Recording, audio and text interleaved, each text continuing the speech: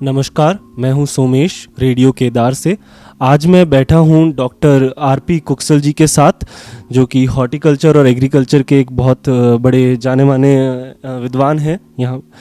तो सबसे पहला सवाल मैं इनसे पूछना चाहूँगा अब कि हॉर्टिकल्चर और एग्रीकल्चर दोनों में क्या लाइक अंतर है मुख्य। कृषि और उद्यान की बात करते हैं तो कृषि के अंतर्गत जो है वो अनाजिक फसलें आती हैं, उसके अंतर्गत दलहनी फसलें आती हैं, उसके अंतर्गत आपकी तिलहनी फसलें आती हैं। तो वो जो भी कवर करते हैं, जैसे अनाजिक फसलें माने गेहूँ, चावल, जौ, मक्का, जो भी है ये अनाजिक फसलें। तो अनाजिक, दलहनी और तिलहनी फसलों की जब हम बात करते हैं तो उसके माने हैं एग्रीकल्चर।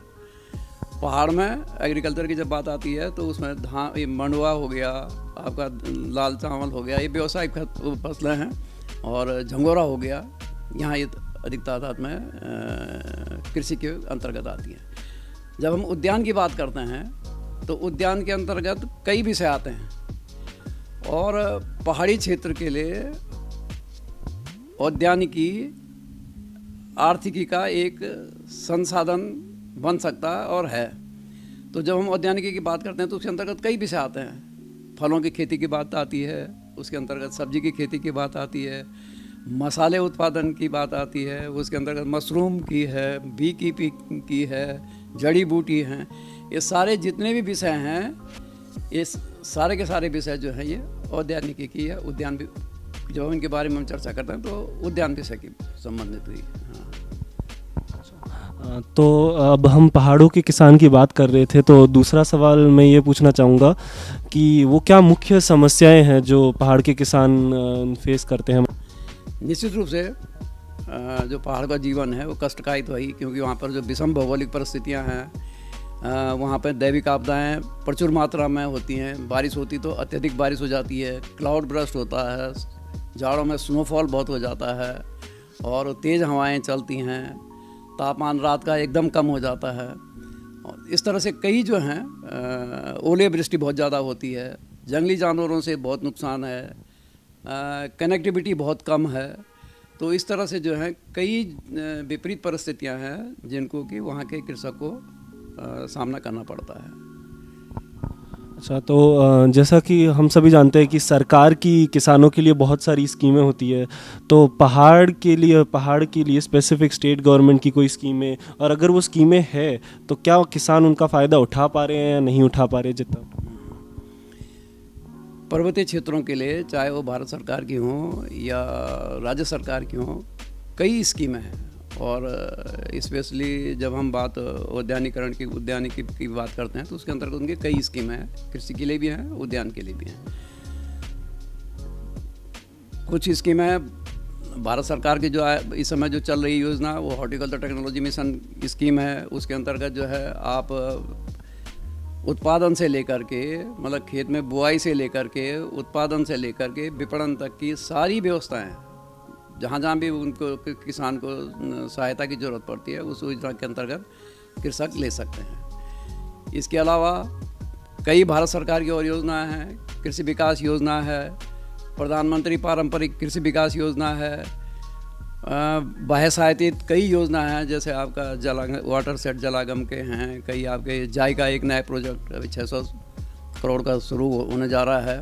तो इस तरह से कई स्कीमें जो है वो भारत सरकार के द्वारा संचालित हैं। इसके अतिरिक्त जिला सेक्टर की योजनाएं होती हैं, है ना। अब जैसे यहाँ राज्य का जो बजट है उसमें वो हर जिले को कृषि विभाग के लिए, उद्यान विभाग के लिए वो करोड़ों रुपए जो है उनकी भी स्कीम्स हैं। तो उनकी भी इसी तरह की योजनाएं हैं, फलों के विकास की, सब्जी के विकास की, बी कीपिंग की, मशरूम उत्पादन की। ये सारे के सारे जो हैं इस तरह से जिला सेक्टर की योजनाएं होती हैं, राज्य सेक्टर की योजनाएं होती हैं। तो कई एजेंसियां हैं जो कि ग्राम्य विकास के कार्यों को देख रही हैं।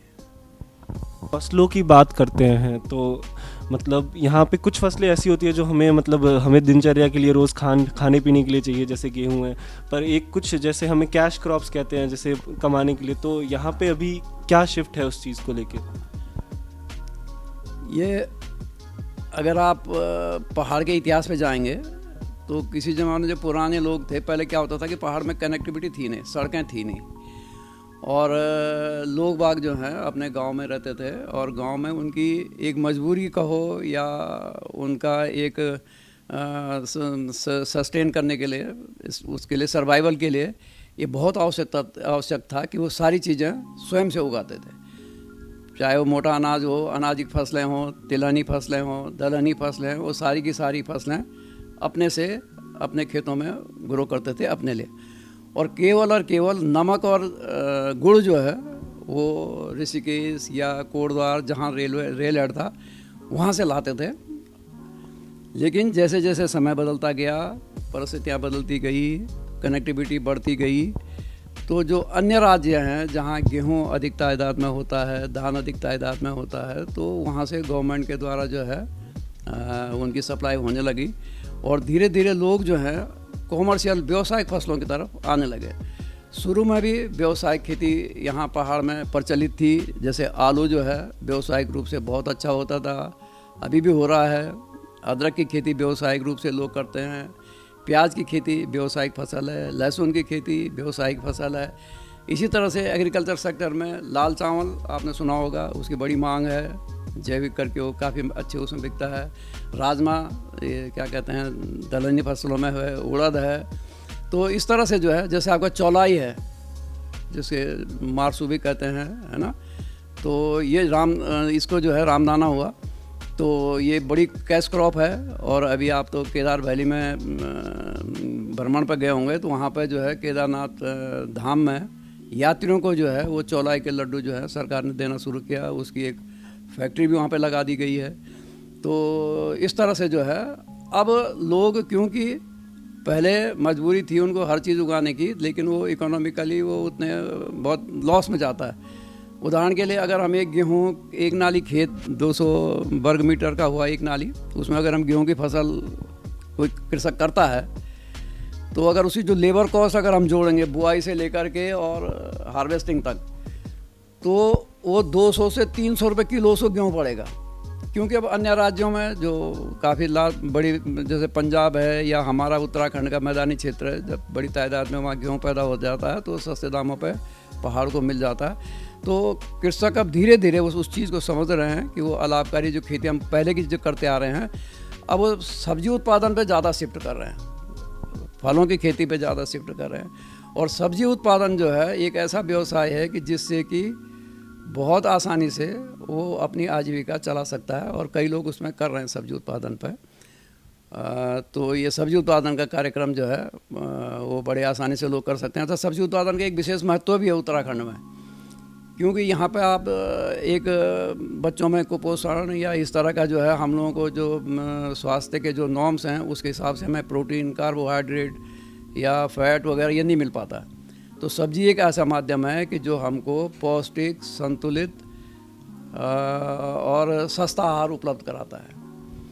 तो सब्जी उत्पादन इसलिए भी आवश्यक है कि हम अपने बच्चों का और अपना स्वास्थ्य अच्छा रखें, तो सब्जी का उत्पादन कार्यक्रम करना चाहिए। और वैसे भी जो स्वास्थ्य संगठन हैं उनकी संस्तुति है कि 300 ग्राम सब्जी हमें रोज़ खानी चाहिए। लेकिन अगर हम आबादी के हिसाब से और उत्पादन के हिसाब से देखते हैं तो भारतवर्ष में कुल 160 या 200 ग्राम तक ही एक प्रति व्यक्ति जो है सब्जी पहुंच पाती है। तो हमें इस आंकड़े को बढ़ाना है, सब्जी उत्पादन को बढ़ाना है। तो ये आवश्यक है कि हम सब्जी का उत्पादन पहाड़ में करें, तो उसको हम एक व्यावसायिक रूप दे सकते हैं। और एक हम कुछ दिन पहले जो रुद्रप्रयाग के गांव गए थे, तो हमें पता चला, मतलब एक जो सब बहुत बड़ी समस्या मेरे सामने आई थी वो थी कि जानवर आके फसल खराब कर देते हैं। तो क्या कोई समाधान है इसका, या फिर कुछ हो सकता है इसके बारे में? निश्चित रूप से ये अपने आप में बहुत विडम्बना के हैं। उसमें जो है जंगली जानवरों से कृषक हताश और निराश है। आप कहीं भी जाते हैं, और हम भी जब गांव में जाते हैं और लोगों को जब समझाने का प्रयास करते हैं कि ये करो वो करो, तो वहाँ पर जो भी माताएं बहनें हैं तो सब एक स्वर में कहते हैं भाई कि पहले आप जंगली जानवरों का जो है वो बंदोबस्त करिए, बाकी काम हम स्वयं से कर लेंगे। तो ये नीतिगत फैसले हैं, सरकार को इसमें पहल करनी होगी। सरकार अपनी तरफ से कई स्कीम चलाती है कि साहब उनका बधियाकरण कर देंगे, उनके बाड़े बनाएंगे या कई तरह के जो हैं उसमें वो हैं। लेकिन एक हिमाचल की तरह एक कठोर कानून इनको बनाना चाहिए। हिमाचल प्रदेश में प्रति वर्ष पर्यावरण मंत्रालय से ये अनुमति लेते हैं क्षेत्र विशेष के लिए, और वहाँ पे इंडिविजुअल को, मतलब जिसके खेत में नुकसान है, उसको अधिकार है कि वो उस जानवर को मार सकता है। और ये सब नीतिगत फैसले हैं, ये तो गवर्नमेंट को करना है। बाकी इसके अलावा कुछ चीज़ें हम अपने सामूहिक प्रयास से कर सकते हैं। मैं मनरेगा में लोकपाल रहा और कई संस्थाओं से जुड़ा भी रहा, तो मैं काफ़ी भ्रमण वगैरह करता रहता हूँ और मनरेगा में भी लोगों को मैंने कार्य देखे हैं। तो मनरेगा में होता क्या है कि जो गांव की आबादी है उसके हिसाब से 100 दिन के रोज़गार के हिसाब से प्रतिदिन की जो दिहाड़ी 210 है, जब तो सरकार ने बढ़ा दी, उसके हिसाब से पूरा पैसा आता है। तो जो अच्छे जनप्रतिनिधि हैं, पढ़े लिखे हैं, जो गांव की समस्या को समझते हैं, उन्होंने क्या किया कि यहाँ पे पहाड़ में सार पद्धति से खेती होती है ना। मतलब एक 6 महीने एक तरफ पूरी फसल करते हैं एक दिशा को, अगले साल उसको छोड़ देते हैं जानवरों को चुगाने के लिए, और फिर दूसरे साइड से वो दूसरे साल वहाँ खेती करते हैं। तो हर साल पुराने ज़माने से ही लोगों ने पत्थरों से उसकी बाउंड्री की हुई थी। तो लोगों ने मनरेगा का लाभ लिया और पूरी की पूरा जो है, क्योंकि मनरेगा में दीवारबंदी का प्रोविज़न है, तो उन्होंने 5-6 साल का जितना पैसा आया उससे एक दीवारबंदी कर दी पूरे गांव की। तो उससे होता क्या कि दीवार अगर 5-6 फीट ऊंची दीवार अगर हो जाए तो सुअर उसमें नहीं आ पाता। रही बात बंदरों की, तो उन लोगों ने, कुछ ग्राम प्रधानों को मैंने देखा कि उन्होंने पूरे गांव उसमें 2 आदमियों की दिहाड़ी वो मनरेगा से निकालते हैं बंदर भगाने के, जबकि उसमें प्रोविज़न नहीं है, लेकिन आपसी सहमति से वो उनको जो है बंदर भगाने के लिए रखते हैं। तो इस तरह से कई हैं, आजकल कई एक इंस्ट्रूमेंट भी आए हैं। अभी मैं एक मैन एंड एनिमल कॉन्फ्लिक्ट करके एक प्रोजेक्ट था ILSP का, उसको देखने गया था कल्जीकाल ब्लॉक पौड़ी में। तो उन्होंने भी कई तरह की मशीनें, आवाज़ करने वाली मशीनें, एक वो झटके वाली मशीन आती है चारों तरफ से तार बार के साथ, वो सोलर पैनल में एक झटके वाली मशीन का करंट फ्लो करा देते हैं, और इस तरह के कई हैं। लेकिन अंततोगत्ता उनसे होता क्या कि जानवर फिर अभ्यस्त हो जाता। 2-4 दिन तो घूमते घामते हैं, डर के मारे आवाज़ इधर उधर जाते हैं, लेकिन उसके बाद वो जो है आना शुरू हो जाता है। तो अंततोगत्ता इसका विकल्प यही है कि पर्यावरण मंत्रालय से अनुमति लेकर के क्षेत्र विशेष में जहाँ ज़्यादा नुकसान है वहाँ उनको मारने की अनुमति व्यक्ति विशेष को दी जाए, तभी उसका समाधान है। सर, तो अभी हमने बहुत सारे कारण अभी डिस्कस किए जिससे खेती को नुकसान पहुंच रहा है। तो मतलब भले ही जानवर हो या फिर ज़मीन की परेशानी हो, तो क्या विकल्प है इनका? नहीं, देखिए, इसमें कुछ क्रॉप्स ऐसी हैं कि जंगली जानवरों से उनसे बचा जा सकता है। जैसे पर्वतीय क्षेत्र में अदरक की मैंने बात की थी, काफ़ी तादाद में अदरक करते हैं लोग बाग, और वो ये है कि अदरक को भी बंदर जो हैं वो कम नुकसान पहुंचाते हैं। इसी तरह से हल्दी की खेती है, बड़ी इलायची की खेती है। तो इस तरह से कई विकल्प हैं जिससे कि जो है जंगली जानवरों से उनको बचाया जा सकता है। और फिर आज के उसमें तो फसल बीमा जो है कई फसलों का, कई क्रॉप्स का है, तो ये सरकार हर साल तय करती है कि किन किन फसलों का हमने फसल बीमा करना है ना। तो कृषकों से मेरा अनुरोध रहेगा कि आपके क्षेत्र में अगर फसल बीमा योजना है तो जो भी आपकी व्यावसायिक फसलें हैं और अगर उसके अंदर कवर होता है तो अवश्य उसको फसल बीमा का करें, और उससे जो है उनकी नुकसान की उसकी भरपाई की जा सकती है। पहाड़ में ये मिर्च जो होती है ये काफ़ी तादाद में होती है। आपका जो सल्ट का इलाका है, आपका ये पोखड़ा वाला, पौड़ी वाला है, तो वो भी बंदर जो है उसको भी कम नुकसान पहुंचाते हैं। तो इस तरह की फसल है वो कर लें। फलों में जैसे कीवी है, कीवी फल का आजकल काफ़ी सरकार का भी जोर है, उसको जो है बंदर वगैरह कम नुकसान पहुंचाते हैं। तो इस तरह से जो है वो फसलों को चुन के और उनका चुनाव करके वो उनकी खेती कर सकते हैं। सर, एक जैसे नई चीज़ आजकल बहुत चल रही है, ऑर्गेनिक फार्मिंग जो हम सुनते हैं, तो क्या मतलब ये पूरी तरीके से हम कर सकते हैं या फिर इसमें फ़ायदा नहीं है, किसान को पैसा ज़्यादा नहीं मिलेगा या फिर फसल कम होगी? उत्तराखंड की जब आर्थिक विकास की बात हुई थी तो उसमें 5 कंपोनेंट लिए थे। एक पहला पर्यटन, दूसरा ऊर्जा, तीसरा IT सेक्टर चौथा जड़ी बूटी और पांचवा था कृषि और उद्यान। कृषि उसमें वो कृषि और उद्यान में पर्वतीय क्षेत्रों के लिए ये कहा गया था कि पूरा हम जैविक खेती करेंगे। मतलब कृषि और उद्यान के अंतर्गत ये था। जैविक खेती के माने हैं कि जो भी उत्पाद पहाड़ के हैं, है ना, एक तो साधारण से उपज हमारी हुई, लेकिन हम उस उपज को जैविक मोड माने उसका सर्टिफिकेशन करा देंगे, तो निश्चित रूप से जो जैविक उत्पाद हैं वो महंगे बिकते हैं। तो 2003 में काफ़ी मंथन के बाद उस समय एक प्रमुख सचिव हमारे RS तौला साहब हुआ करते थे, और उन्हीं के प्रयास से ये तय हुआ कि उनकी कार्य योजना बनी 2003 में जैविक खेती की, और उसमें था कि 100% जो है हम पर्वतीय क्षेत्रों को और आंशिक रूप से मैदानी क्षेत्रों में जो लोग करना चाहें जैविक खेती करेंगे। उसके लिए कार्य योजना बनाई गई और कई हजारों करोड़ की। बाद में वो प्रधानमंत्री जी ने 2017 में जब केदारनाथ यात्रा गए थे तो उन्होंने परंपरागत कृषि विकास योजना के लिए 1500 करोड़ रुपए स्वीकृत किए थे। जैविक खेती पर्वतीय क्षेत्रों के कृषकों के लिए आर्थिकी का एक वरदान है, और यहाँ पर इतनी जैव विविधता है। यहाँ के परंपरागत जो बीज हैं वो जैविक के साथ साथ उनकी जो है आयुर्वेदिक इम्पोर्टेंस है, मतलब वो जो है स्वास्थ्यवर्धक हैं, उनका जो है औषधीय गुण हैं, गुणों से भरपूर हैं। और जैविक खेती के माने क्या है कि उसमें हमारी लागत बिल्कुल ना लगे, और प्राकृतिक संसाधन या हमारे पास जो उपलब्ध संसाधन है उसी से हम जैविक खेती, उसी से जो खेती करते हैं वो जैविक खेती भी, जिसमें कि किसी भी रासायनिक दवा का या किसी रासायनिक हार्मोन्स का या कोई भी रासायनिक दवा उसका जो है हम प्रयोग नहीं करते, वो जो है जैविक खेती। और यहाँ पे ये माना गया था कि पहाड़ में पहले से ही हम लोग जैविक खेती करते चले आ रहे हैं। यहाँ पे जो फर्टिलाइज़र का जो उपयोग होता है, जैसे मैदानी क्षेत्रों में 1 हेक्टेयर में 1 क्विंटल, 2 क्विंटल, 2.5 क्विंटल तक का जो है यूरिया या DAP या पोटास उसके अनुपात के हिसाब से प्रयोग होता है 1 हेक्टेयर में, माने 50 नाली भूमि में। पहाड़ में जो ऑफिशियल रिकॉर्ड्स है केवल और केवल 5 किलोग्राम 50 नाली खेत में प्रयोग हुए। तो स्वाभाविक हुआ कि यहाँ पे रासायनिक खादों का प्रयोग बहुत कम होता है। दूसरा, यहाँ पे प्राकृतिक रूप से यहाँ की जो आबो हवा है, यहाँ का जो क्लाइमेट है वो इतनी स्वस्थ और सुंदर है कि यहाँ पे कीड़े और बीमारियाँ फसलों में वैसे ही कम लगते हैं। तो इसलिए जो है जैविक खेती की बहुत अपार संभावना है, और आने वाला समय जैविक खेती का है, और इससे किसान निश्चित रूप से आर्थिक रूप से समृद्ध और खुशहाल होंगे। सर, जैविक खेती के हम जो प्रोडक्ट देखते हैं मार्केट में वो बहुत ही महंगे बिकते हैं, मतलब पर क्या वो सारे किसानों को उसका सही भाव मिल रहा है?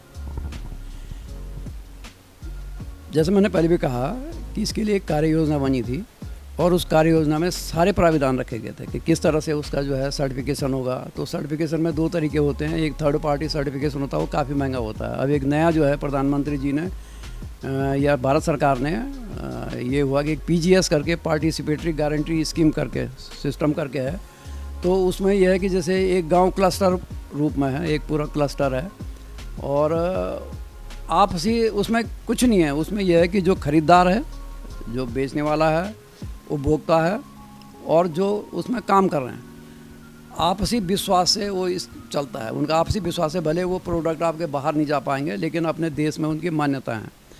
तो इस तरह से गवर्नमेंट ने काफ़ी रिलैक्सेशन किया। अगर ये सब करें हैं तो निश्चित रूप से जो पहाड़ का जितना भी उत्पाद है, अगर वो जैविक मोड में बनता है, उसका सर्टिफिकेशन अगर प्रॉपर होता है तो अच्छे दामों में बिकेगा।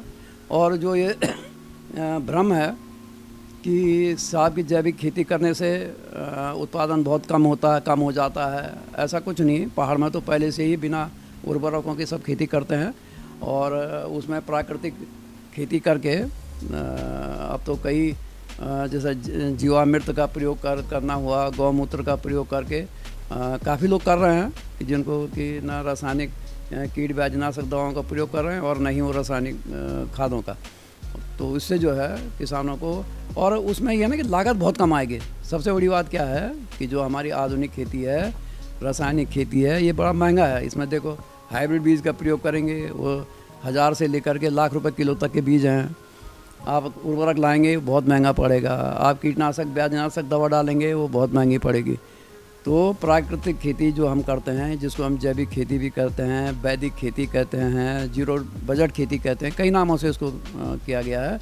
और आने वाला समय जो है वो जैविक खेती का है। सर मैं जैसे आप बहुत ही अपने सोशल मीडिया के थ्रू पोस्ट करते रहते हैं फसलों के बचाव के लिए, तो क्या रिस्पांस रहा है मतलब लोगों का? क्या आपको लग रहा है कि लोगों में बदलाव आ रहा है धीरे धीरे? नहीं, निश्चित रूप से बदलाव आ रहा है। लोग जो है ना, मतलब अब इतना तो हर अवेयरनेस आ गई है कि जीना हर आदमी चाहता है, स्वस्थ रहना हर आदमी चाहता है। अभी कोविड पीरियड से तो हर आदमी डरा हुआ है ना। और हर आदमी को ये अब जानकारी होने लग गई है कि जो भी हम बाज़ार में जो सब्जियां खरीदते हैं या जो भी सामान हम खरीदते हैं उसमें रासायनिक दवाओं का काफ़ी प्रयोग किया गया है। तो अब आदमी पूरा प्रयास करता है, कम से कम अगर व्यवसायिक दृष्टिकोण से न सही तो अपने परिवार के भरण पोषण के लिए किचन गार्डनिंग कर ही रहा है। और मेरे पास कई तरह के लोग आते हैं तो पूरा पूछते हैं कि साहब कि बिना दवा के हम कैसे इसको उपचारित करें, या पूरा जो है उसके बारे में जानकारी लेते हैं कि इस तरह से कीड़ा आ गया है तो कैसे उपचार करें। तो हम कुछ को बताते हैं भाई कि सबसे आसान तरीका ये है कि आप गौमूत्र जो है, पहाड़ की जो गाय है उसका मूत्र उसका कलेक्ट करके और उसको किसी कांच के बर्तन में आप रख लें 10 दिन से ऊपर। जितना पुराना गौमूत्र होगा उतना वो इफेक्टिव होगा। और उसको आप 1 गिलास गौमूत्र 6 लीटर पानी में मिला करके उसका छिड़काव करते रहें 15-15 दिन में। तो एक तो कीड़े भागेंगे, उसके अलावा पौधे को नाइट्रोजन मिलता है, हार्मोन्स मिलते हैं, पौधे की ग्रोथ अच्छी होती है, तो उससे कई फ़ायदे हैं।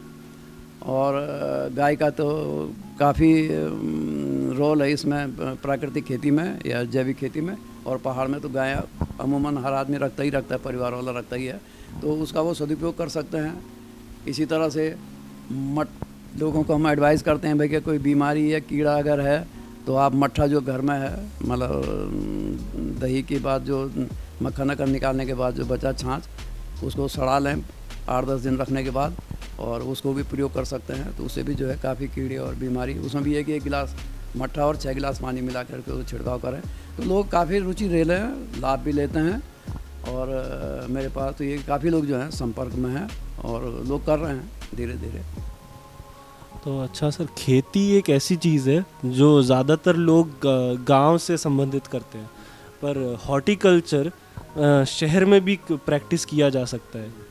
तो आपके क्या विचार है हॉर्टिकल्चर को लाइक शहरों में एक आम चीज़ बनाने की? नहीं, जैसे मैंने पहले भी कहा ना कि अगर हम पहाड़ के परिवेश की बात करेंगे तो वहाँ का जो हॉर्टिकल्चर है पहाड़ का, वहाँ वो दूसरे ढंग का है। मतलब वहाँ पर आपके आड़ू, प्लम, खुमानी, सेब, इसके पौधे, इसके पेड़ ज़्यादा मिलेंगे ठंडी क्लाइमेट के। और बहुत ही पोटेंशियल है पहाड़ में। अब देखो मैं आपको छोटा सा उदाहरण दूँ, अभी हमारी यात्रा लाइन चली है, करीबन 12 लाख 14 लाख करीब यात्री आया। यात्रा लाइन में अगर हम आड़ू, प्लम, खुमानी इसके पौधे अगर लगे होते तो आड़ू, प्लम, खुमानी का सीज़न जो है आपका ये अप्रैल मई से लेकर के और जून जुलाई तक आता है, जब यात्रा आती है। अभी आपने पेपर भी न्यूज़ पढ़ी होगी कि नैनीताल में या नैनीताल के आसपास वहाँ पर हॉर्टिकल्चर काफ़ी है। वो सरकारी योजनाएं तो खैर ठीक हैं जो हैं, लेकिन वो वहाँ के लोगों के व्यक्तिगत प्रयासों से भी ज़्यादा है। क्योंकि रामगढ़ का इलाका जो है वहाँ पे बड़े बड़े राजा महाराजाओं के फार्म रहे हैं, उनके अपने टेक्निकल एक्सपर्ट्स हैं। और वहाँ पे क्योंकि चौबटे गार्डन रिसर्च सेंटर हमारा रहा है, तो वहाँ का जो आदमी है, वहाँ पे जो माली जो रहे हैं, ट्रेंड माली रहे हैं, उनको बडिंग कैसी करनी, ग्राफ्ट कैसी करनी, कौन सी वैरायटी कब लगानी, किसका उत्पादन अच्छा मिलता है। तो उन लोगों के प्रयास से आपने अखबार में पढ़ा होगा कि 12 करोड़ रुपए तक का आड़ू और प्लम के उन्होंने फल जो है बेच दिए थे इसी सीज़न में। इतना यात्री आया, इतना जो टूरिस्ट आए। तो इस तरह से जो है बहुत अच्छा पोटेंशियल है, बहुत अच्छा स्कोप है। यहाँ पे बद्री, केदार, गंगोत्री, यमुनोत्री 4 धाम हैं। पर्यटन बढ़ेंगे ही। अब ऑल वेदर रोड बन गई है, कुछ सालों बाद रेलवे लाइन भी आएगी, तो पर्यटन बहुत बढ़ेगा। तो उस हिसाब से हमें प्लानिंग करनी चाहिए। सर, जो जैविक खेती है उसकी मार्केटिंग के लिए क्या स्ट्रैटेजी होनी चाहिए कि जिससे किसानों को ज़्यादा फ़ायदा मिल पाए? देखिए, सरकार इसमें इस दिशा में काफ़ी वो प्रयत्नशील है, और इसमें सबसे इम्पोर्टेंट फैक्टर है क्या कहते हैं, सर्टिफिकेशन वाला। तो पीजीएस, जैसे मैंने पहले ही बताया कि वो एक आसान तरीका है, और उसमें कुछ एनजीओज़ के माध्यम से, ये कुछ क्लस्टर्स में ये पीजीएस के माध्यम से सर्टिफिकेशन करवा रहे हैं। मार्केटिंग का जहाँ तक प्रश्न है, तो इसमें मार्केटिंग की तो कोई दिक्कत पड़ती नहीं है। अगर आपका सर्टिफाइड वो है, तो इन्होंने अब जगह जगह फेडरेशंस बनी हैं, मतलब जो हमारी ये आजीविका या ये जो ILSP करके है, एक यहाँ पे बहुत बड़ा ऑर्गेनाइजेशन है, उत्तराखंड ग्रामीण विकास समिति, UGVS, आजीविका करके भी उसको कहते हैं। तो अभी तक उनका एक प्रोजेक्ट कंप्लीट हुआ 12,000 करोड़ का। ऐसे ही इनका जो है ये नया प्रोजेक्ट रीप करके आया है उनका 600 करोड़ का, और बड़ा अच्छा काम ये लोग कर रहे हैं। अभी मैं गया था इनका पिथौरागढ़ में देखने के लिए, तो एक इन्होंने जो है वहाँ पर क्या कहते हैं, कॉम्प्लेक्स बनाया है पूरा ऑर्गेनिक का, और बड़ा बढ़िया चलता है। मतलब जो भी जितने भी प्रोड्यूस गांव वाले लाते हैं, सारे के सारे उनके आउटलेट्स बने हैं, और कई आउटलेट्स बने हैं। अगर आपके पास गवर्नमेंट ने फिर इनके रेट्स भी निर्धारित किए हैं, तो गवर्नमेंट इनके काश्तकारों के रेट निर्धारित करे, जैसे MRP होती है ना हर उसकी, तो MRP अगर गवर्नमेंट इनके ऑर्गेनिक जो सर्टिफाइड हैं उनके MRP तय कर ले, भाई इससे कम पर जो है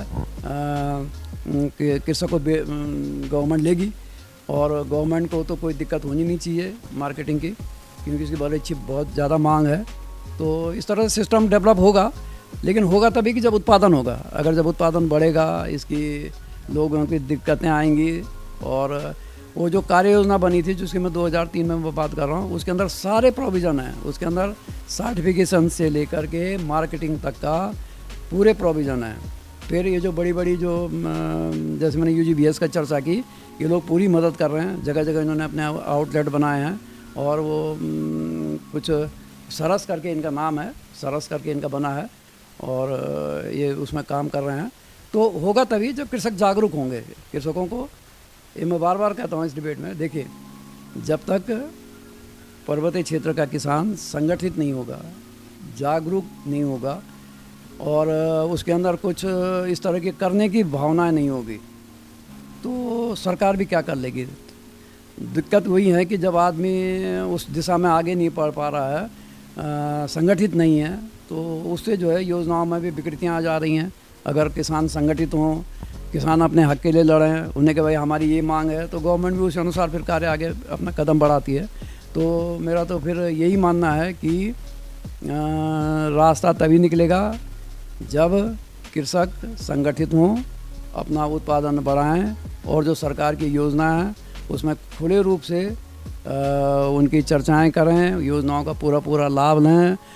पहले जानकारी ले लें कि इस योजना में उन्हें क्या क्या लाभ मिलने हैं। अभी मैं एक पॉली हाउस स्कीम, मुख्यमंत्री संरक्षित उद्यान विकास योजना की बात आई थी, उसमें 90% तक की सब्सिडी जो है बनी, और करोड़ों रुपया जो है हर ज़िले को दिया गया पॉली हाउस बनने के लिए। वो आपने उधर पहाड़ों में भी देखे होंगे, जगह जगह पॉली हाउस बने हुए हैं।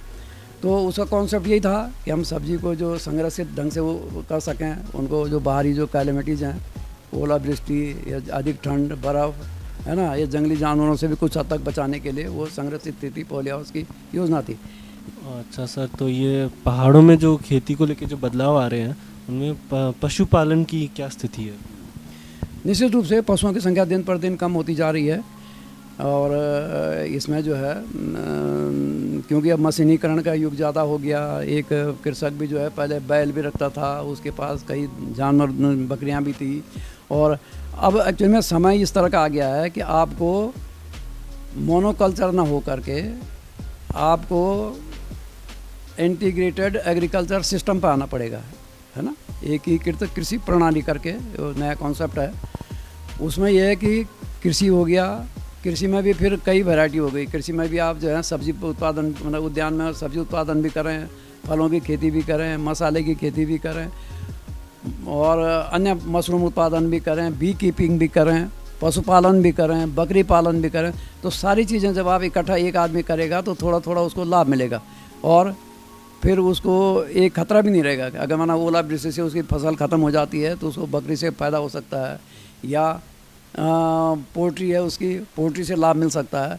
तो किसानों को थोड़ा सा जो है इंटीग्रेटेड एग्रीकल्चर सिस्टम की तरफ जाना पड़ेगा। और कई अच्छे मॉडल हैं, जिन जनपदों में अच्छे जिलाधिकारी रहे हैं वहाँ पे बहुत सुंदर सुंदर मॉडल विकसित हुए हैं, कराए हैं लोगों ने।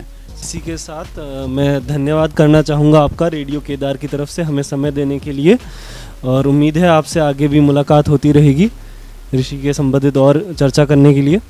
तो बस मैं अभी विराम लेना चाहूँगा। मैं हूँ सोमेश, रेडियो केदार से।